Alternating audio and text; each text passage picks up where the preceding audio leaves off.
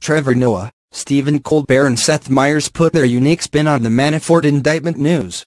Donald Trump's former campaign manager Paul Manafort was indicted by a federal grand jury on 12 charges Monday, and late night treated it like a holiday celebration. "Happy Halloween, bitch," Trevor Noah said. What a crappy day for Paul Manafort.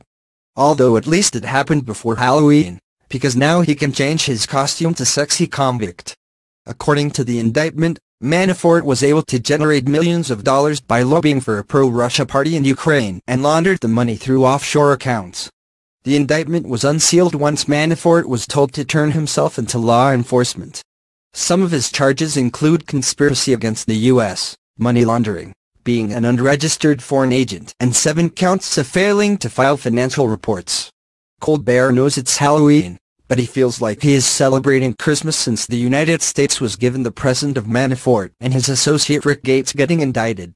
The CBS late-night host then broke out Christmas jingles, changing the lyrics of "Oh Christmas Tree" to "Paul Manafort, Paul Manafort, you're just the first of many."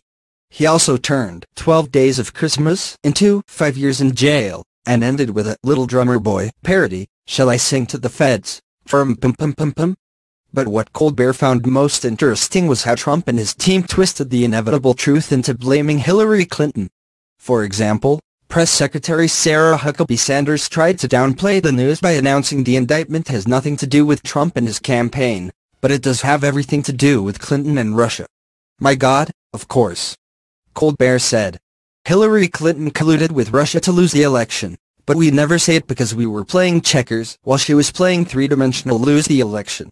Meyers, on the other hand, focused on Fox News' approach to covering the indictment, or rather how the conservative-leaning cable news network did everything it possibly could do to avoid covering the news. "When none of your defenses work, there's always the option of ignoring the news completely," Meyers said. As other news outlets were going wall-to-wall with coverage of the Manafort indictment, here's what Fox News thought was more important. Cut to clip of the hosts of Fox News discussing the controversy that the cheese was placed under the patty in Google's new hamburger avatar. "Who does that?" one of the hosts asked. "Unless the answer is Paul Manafort, who cares?" Meyers said. Fox News, if you really want to talk about emojis, you could at least focus on the ones that are relevant to the Trump White House.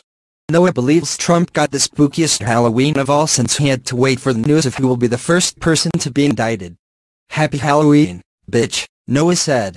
What a crappy day for Paul Manafort. Although at least it happened before Halloween, because now he can change his costume to sexy convict.